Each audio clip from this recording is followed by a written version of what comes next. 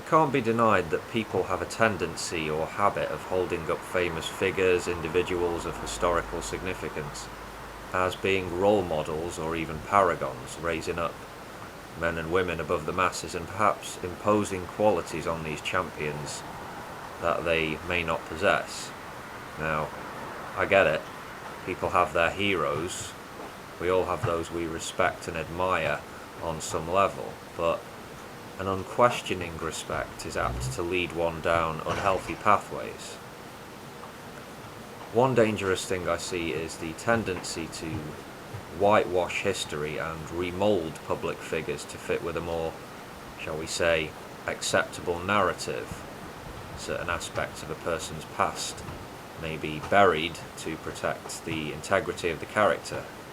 Events and quotes might be reinterpreted with an agenda, resulting in many people walking around with false ideas regarding famous, significant, influential people. Some folks will willingly drink the Kool-Aid, buy the fantasy, and reject anything negative or critical they hear about a personal hero or heroine. I would say you can't count yourself as a free-thinking, skeptical person if you do this, if you go down this road. Maybe I'm going over old ground at this point. My memory ain't so great. I've made so many videos, I can't remember. I must have gone over old ground a few times by now, right? Anyway, I was watching a couple of videos recently on a popular YouTube channel. The titles were something like "Shockingly Horrible Geniuses" and "Famous People with Surprising Dark Sides."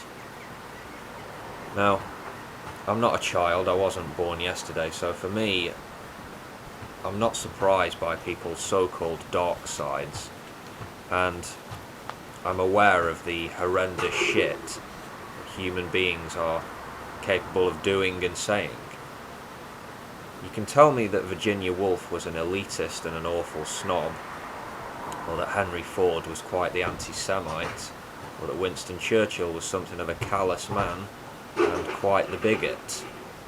You can tell me that Mahatma Gandhi might not have been quite as virtuous as some might think. Same goes for Nelson Mandela. Maybe you can go into some details and I might learn a thing or two, but I remain unsurprised. Maybe I look into some of the finer details of the claims you make, looking to verify this or that. Maybe I'll find out that, yeah, what you say is true, but I remain unsurprised. Yeah. It may well taint the image of a man to have many people uncover this or that about him, but does it somehow diminish his art or his work? Does John Lennon's violence towards women cast a shadow over his music, his songwriting and his performances? Do we condemn the man and his work, or do we say his art stands as somehow separate from him? Could we, say, not ask the same about a Mel Gibson? He's said some pretty heinous shit before, hasn't he, old Mel? But as an actor, this is just my opinion, I think he's great, real screen presence. Think of a political leader or a famous philanthropist or any household name you might associate with great deeds. Could be a famous scientist, maybe, whatever. Let's say this person died quite some time ago, and at the time of their death they were very well respected, held in very high esteem.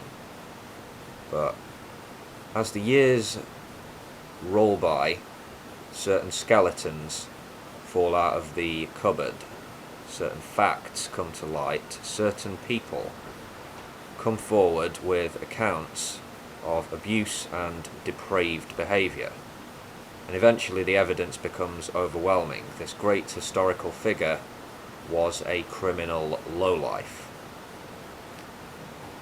Can you separate the person who so richly contributed to the well-being of humankind from the criminal? Answers below.